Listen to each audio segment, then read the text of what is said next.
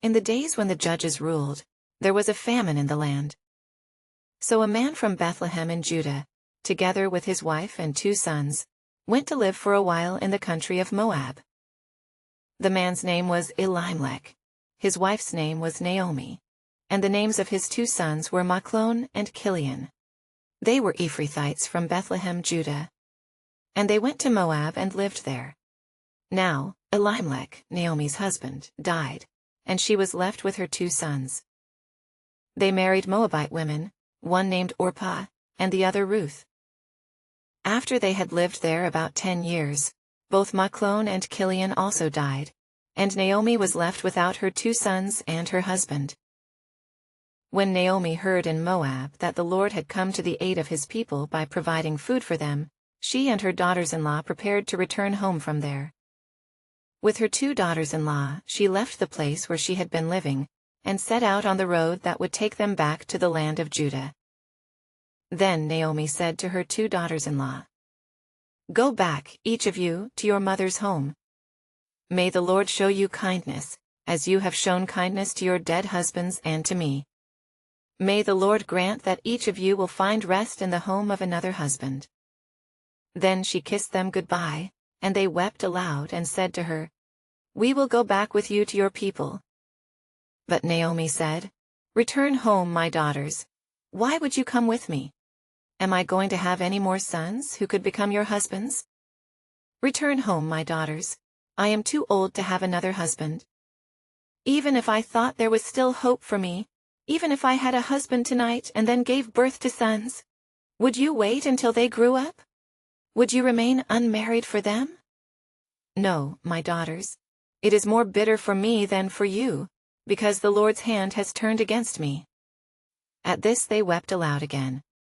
Then Orpah kissed her mother-in-law goodbye, but Ruth clung to her. "Look," said Naomi, "your sister-in-law is going back to her people and her gods. Go back with her."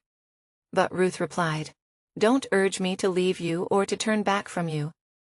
Where you go I will go, and where you stay I will stay. Your people will be my people, and your God my God. Where you die I will die, and there I will be buried. May the Lord deal with me, be it ever so severely, if even death separates you and me." When Naomi realized that Ruth was determined to go with her, she stopped urging her. So the 2 women went on until they came to Bethlehem. When they arrived in Bethlehem, the whole town was stirred because of them, and the women exclaimed, "Can this be Naomi? Don't call me Naomi," she told them. "Call me Mara, because the Almighty has made my life very bitter. I went away full, but the Lord has brought me back empty.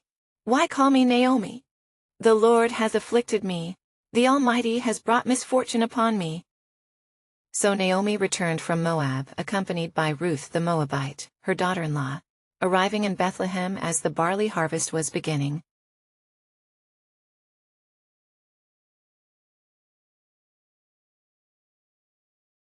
Now Naomi had a relative on her husband's side, a man of standing from the clan of Elimelek, whose name was Boaz. And Ruth the Moabite said to Naomi, "Let me go to the fields and pick up the leftover grain behind anyone in whose eyes I find favor." Naomi said to her, "Go ahead, my daughter."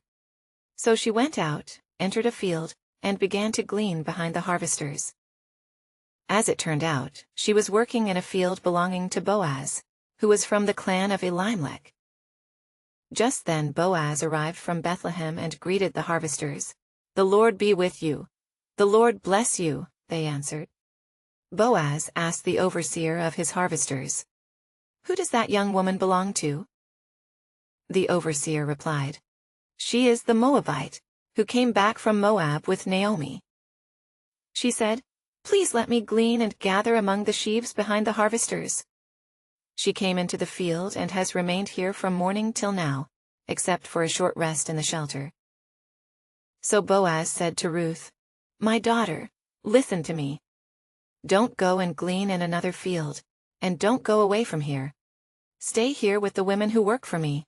Watch the field where the men are harvesting, and follow along after the women. I have told the men not to lay a hand on you. And whenever you are thirsty, go and get a drink from the water jars the men have filled." At this, she bowed down with her face to the ground. She asked him, "Why have I found such favor in your eyes that you notice me, a foreigner?" Boaz replied, "I've been told all about what you have done for your mother-in-law since the death of your husband. How you left your father and mother and your homeland, and came to live with a people you did not know before. May the Lord repay you for what you have done. May you be richly rewarded by the Lord, the God of Israel, under whose wings you have come to take refuge." "May I continue to find favor in your eyes, my lord," she said. "You have put me at ease by speaking kindly to your servant, though I do not have the standing of one of your servants." At mealtime Boaz said to her, "Come over here. Have some bread and dip it in the wine vinegar." When she sat down with the harvesters, he offered her some roasted grain. She ate all she wanted, and had some left over. As she got up to glean, Boaz gave orders to his men, "Let her gather among the sheaves and don't reprimand her. Even pull out some stalks for her from the bundles and leave them for her to pick up, and don't rebuke her." So Ruth gleaned in the field until evening. Then she threshed the barley she had gathered, and it amounted to about an ephah. She carried it back to town, and her mother-in-law saw how much she had gathered. Ruth also brought out and gave her what she had left over after she had eaten enough. Her mother-in-law asked her, "Where did you glean today? Where did you work? Blessed be the man who took notice of you." Then Ruth told her mother-in-law about the one at whose place she had been working. "The name of the man I worked with today is Boaz," she said. "The Lord bless him," Naomi said to her daughter-in-law. "He has not stopped showing his kindness to the living and the dead." She added, "That man is our close relative. He is one of our guardian redeemers." Then Ruth the Moabite said, "He even said to me, 'Stay with my workers until they finish harvesting all my grain.'" Naomi said to Ruth her daughter-in-law, "It will be good for you, my daughter, to go with the women who work for him, because in someone else's field you might be harmed." So Ruth stayed close to the women of Boaz to glean until the barley and wheat harvests were finished. And she lived with her mother-in-law.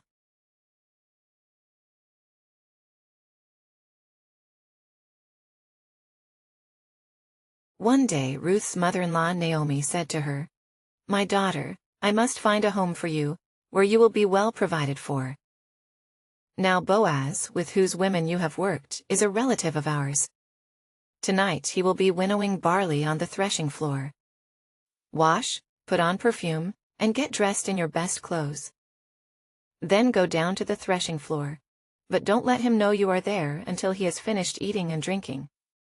When he lies down, note the place where he is lying. Then go and uncover his feet and lie down. He will tell you what to do." "I will do whatever you say," Ruth answered.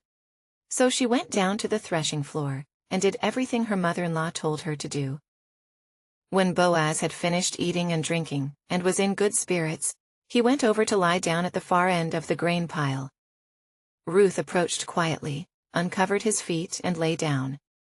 In the middle of the night something startled the man.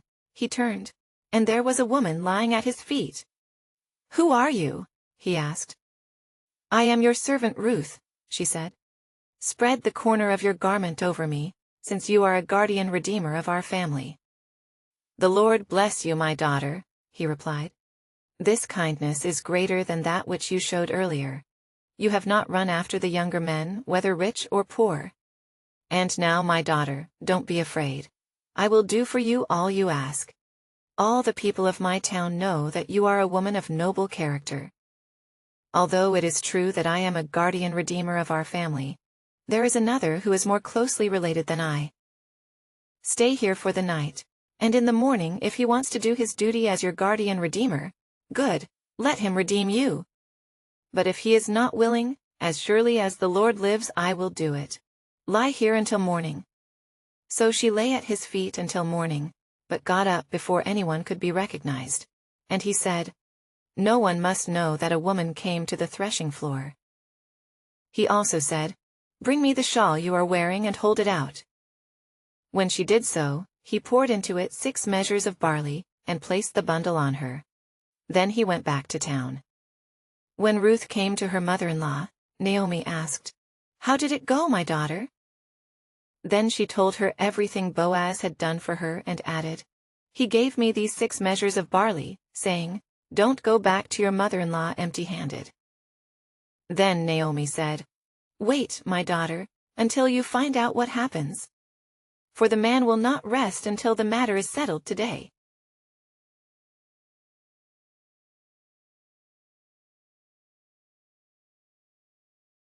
Meanwhile, Boaz went up to the town gate, and sat down there just as the guardian redeemer he had mentioned came along. Boaz said, "Come over here, my friend, and sit down." So he went over and sat down. Boaz took 10 of the elders of the town and said, "Sit here," and they did so. Then he said to the guardian redeemer, "Naomi, who has come back from Moab, is selling the piece of land that belonged to our relative Elimelek. I thought I should bring the matter to your attention, and suggest that you buy it in the presence of these seated here, and in the presence of the elders of my people. If you will redeem it, do so. But if you will not, tell me, so I will know. For no one has the right to do it except you, and I am next in line." "I will redeem it," he said. Then Boaz said, "On the day you buy the land from Naomi, you also acquire Ruth the Moabite, the dead man's widow, in order to maintain the name of the dead with his property." At this, the guardian redeemer said, "Then I cannot redeem it because I might endanger my own estate. You redeem it yourself. I cannot do it." Now in earlier times in Israel, for the redemption and transfer of property to become final, one party took off his sandal and gave it to the other. This was the method of legalizing transactions in Israel. So the guardian redeemer said to Boaz, "Buy it yourself." And he removed his sandal. Then Boaz announced to the elders and all the people, "Today you are witnesses that I have bought from Naomi all the property of Elimelek, Kilion, and Mahlon.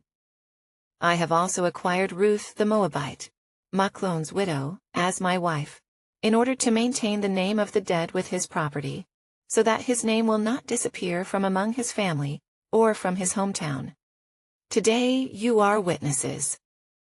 Then the elders and all the people at the gate said, "We are witnesses. May the Lord make the woman who is coming into your home like Rachel and Leah, who together built up the family of Israel. May you have standing in Ephrathah, and be famous in Bethlehem. Through the offspring the Lord gives you by this young woman, may your family be like that of Perez, whom Tamar bore to Judah." So Boaz took Ruth and she became his wife. When he made love to her, the Lord enabled her to conceive, and she gave birth to a son. The women said to Naomi, "Praise be to the Lord, who this day has not left you without a guardian redeemer. May he become famous throughout Israel. He will renew your life and sustain you in your old age. For your daughter-in-law, who loves you, and who is better to you than 7 sons, has given him birth." Then Naomi took the child in her arms and cared for him. The women living there said, "Naomi has a son," and they named him Obed. He was the father of Jesse, the father of David. This then is the family line of Perez.